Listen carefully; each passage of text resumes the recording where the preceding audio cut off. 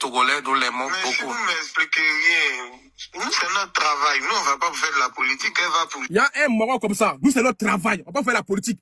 Mais il y a quoi au Togo aujourd'hui qui puisse s'intéresser à faire un concert de toi à moi? Tu ne t'intéresses pas à la question socio-politique aujourd'hui au Togo? Tu sais pas qu'il y a un état d'urgence au Togo aujourd'hui? Que c'est chaud, il y a des gens qui gèrent tous les jours. Tu sais pas ça? C'est notre travail. C'est notre travail. Tu es fier de toi. C'est notre travail. On va t'écouter. On va t'écouter. Toi, tu vas pas croire. Allons ça. C'est un d'ailleurs qui ne connaît pas qui tu es réellement. Toi, un mort opportuniste comme ça. Allons ça. Elle va écouter ce que tu dis ici. Pour jouer dans une discothèque. Il y a des gens qui boycottent le Togo. Il y a plein de stars qui soutiennent le Togo aujourd'hui. Mais bon, je ne vous ai pas appelé pour vous imposer quoi que ce soit. Non, vous expliquez-moi votre lutte, vous m'appelez. Bon, alors, c'est pourquoi je vous ai dit tout à l'heure que le Togo est en train de réclamer sa liberté. Après 58 ans de pouvoir d'une même famille. Monsieur, là, vous parlez de politique. Nous, on n'est pas des politiciens, vous comprenez. Bon, écoutez, la sécurité de votre femme et de votre... Je crois comprendre que vous êtes son manager. Oui, mais moi-même, si elle doit y aller, j'y serai. Donc, bon, mon frère, mon frère. Vous allez nous tuer, on va voir. Pourquoi on va vous tuer? Vous voyez, pourquoi je vous parle, vous allez déjà dans l'extrême. Non, mais quand vous parlez de sécurité, tout ça, ou bien le Togo n'est pas un pays sécurisé. Actuellement, vous voyez qu'il y a des manifestations, on tue les gens, non? Vous ne suivez pas les informations. Pour moi, c'était fini. Hein. Ce n'est pas fini. Il y a à peine encore, il y a le 7-17, ce n'est pas fini. Mais vous savez, ce n'est pas fini. Il y a encore des manifestations dans la semaine. On va tout faire pour perturber les Évalas. Mais moi, je vous appelle en tant qu'Africain, en tant que frère. Non, je vous comprends, mais... Voilà. Maintenant, si ça vous pose un problème... Si ça vous pose un problème... C'est pourquoi on discute. Oui. Vous ne m'appelez pas pour m'imposer quelque chose. Non, je dis, mais pourquoi vous ne me laissez pas finir et puis vous parlez? C'est comme ça on discute. Vous avez parlé au moins 2-3 minutes avant... Ok, je vous écoute. Je vous écoute. Voilà, moi, tant que c'est une lutte panafricaine où il y a des vies qui sont engagées, vous avez un peuple dehors. Nous, on n'ira pas, mais c'est pour jouer dans une discothèque. Ça n'a rien de politique. Oui, on sait. On sait, c'est votre travail, mais... Pourquoi vous nous interdisez de... On ne vous interdit pas. Non, n'utilisez pas le mot interdit. On vous appelle en tant que... Vous dites qu'il y a un pouvoir 65 ans, monsieur, de vous à nous. Hein. Oui. Vous voulez qu'on fasse quoi? On prenne le micro... Non. Mais maintenant, je vous ai laissé parler. Laissez-moi parler aussi. Bien. Chers frères africains, je pense quand j'ai commencé, j'ai dit, si le peuple de Côte d'Ivoire souffre, moi-même je vis en Côte d'Ivoire, non? J'ai vécu en Côte d'Ivoire. Donc si le peuple de Côte d'Ivoire souffre, je ferai des choses pour aider mes frères ivoiriens. Aujourd'hui, on est en train d'organiser une opération de boycott de ce gouvernement. Et on vient de tomber sur une vidéo où elle annonce qu'elle sera à Évala. Les gens ne peuvent pas être en train de mourir, de ne pas trouver à manger.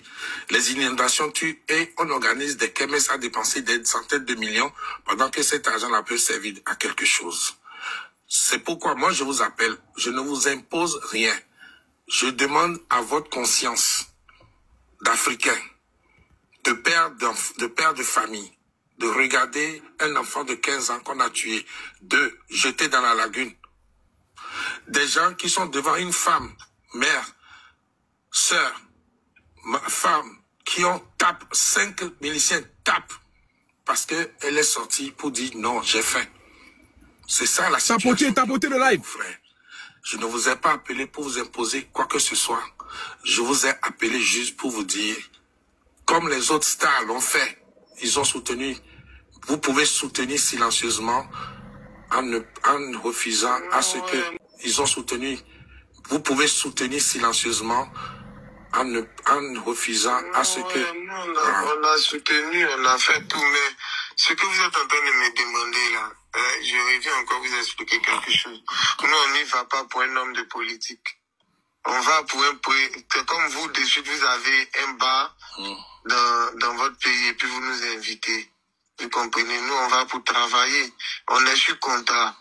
C'est pourquoi je vous dis que c'est la période. Vous avez parlé 2 minutes. Allez-y. Si vous faites comme ça, moi je vais simplement raccrocher. Ok, allez-y. Je sais pas. Donc je peux parler. On peut parler. Oui, bien sûr. Voilà. Donc du coup, nous on est sous contrat avec des gens. Vous nous demandez de faire quelque chose. Et c'est même pas sur quelle réforme vous nous demandez de le faire. On va pas, je me répète encore, on va pas pour faire de la politique. On va pour un truc privé, pour quelqu'un qui a son bar pour lequel on va travailler. On a reçu de la rémunération. Bon, vous nous demandez de ne pas partir. Ok. Mais comment vont se passer les choses, à votre avis, pour un contrat qui est signé et tout ça?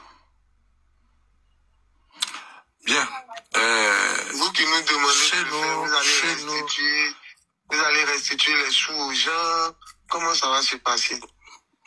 Messieurs, je suis désolé de vous avoir dérangé. Vous pouvez aller prester. Merci.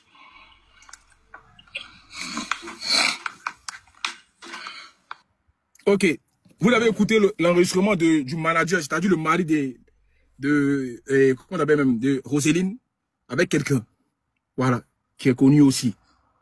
Le monsieur aujourd'hui, il fait passer le côté business, c'est-à-dire l'argent, par rapport à ce que le monsieur lui fait véhiculer comme message. Il veut rien savoir, en vrai. Pour lui, il y a eu des cachets, il y a eu un contrat, il peut pas restituer l'argent. Et le monsieur lui parle en tant que qui? C'est pas question de ça, champion. Vous êtes très bien informés de ce qui se passe au Togo. Il n'y a pas un Africain qui ne sait pas ce qui se passe au Togo. Et surtout en Afrique francophone. Vous êtes tous informés de ce qui se passe au Togo. Si vous êtes parti au Togo, c'est par rapport à la femme de Foy Yassimbe qui vous a invité. C'est pour ça que tu as dit que c'est un truc privé. Tu le sais très bien. Que c'est elle qui vous a invité. C'est masqué au fait. Et c'est avec quel argent vous invitez l'argent des Togolais? C'est ça on ne veut pas. Rosé Layo là, c'est pas le poulet de sacrifice. On ne veut pas que ça bouille reste dans la bouche des Togolais ici. Elle n'a qu'à rester à côté de ça, en dehors de ça. Mais toi, vu que toi, tu es un malot, toi, son mari, tu penses qu'à ton ventre, tu veux l'envoyer à l'abattoir. Tu veux l'induire en erreur. Et nous, on ne veut pas ça. Les Togolais n'ont rien contre Roselyne Layo. Ils lui disent de ne pas se mettre dans faire de concert. C'est quoi aujourd'hui qui la presse à venir faire concert au Togo? C'est que c'est pas au Togo là, où les gens ont des déjà à chaque fois. Toi, tu as venu faire quoi dans affaire de concert? Ça va rapporter quoi aux Togolais? Je te pose question. Quand vous signez vos contrats là, vous ne prenez pas un peu l'éventualité de ce qui, toutes les circonstances. Vous ne prenez pas ça, en fait. Vous ne vous informez pas. Tout ce qui se passe avec les Togolais, tout ce qui se passe à la télé, tout ce qui se passe, vous ne voyez pas ça. C'est le conseil qui t'intéresse. Voici un mari qui envoie sa femme à l'abattoir. Et je pense que notre sœur Layo, elle est victime de ça. Elle peut aujourd'hui dire non, elle ne va pas. C'est lui qui l'enduit en heureux. C'est lui qui la force à signer des contrats qu'elle ne veut même pas signer. Qu'est-ce que tu ne comprends pas dans ça là? On te dit que ce n'est pas le moment de venir prester. Elle peut reporter ça. C'est forcément un gire là de venir. Tu sais pas